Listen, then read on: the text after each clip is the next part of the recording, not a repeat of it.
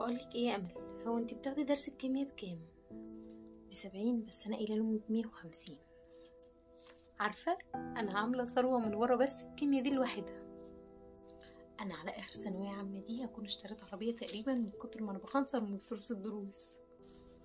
والله يا بنتي احلى حاجه في الدنيا دي الدروس. لا، وانا امي شكت فيا من كام يوم وراحت سالت ليلى، بس الحمد لله ليلى قالت لها نفس الكلام وانا محفظاها. بس تعرفي هم ساعات بيصعبوا عليا، بس يعني محدش قال لهم ما يزودوش المصروف. ايوه بالظبط كده. عادي عادي كبري، هما كده كده مش حاسين بحاجه اصلا. خدي يا احمد بيع الخاتم ده. بس انت بتحب الخاتم ده قوي، ده اول خاتم جبتهولي. ايوه يعني الخاتم ولا مستقبل بنتي؟ لا لا لا، انا هتصرف. لا طبعا، فانت بتشتغل بدل الشغلانه 2، دي اقل حاجه انا ممكن اعملها.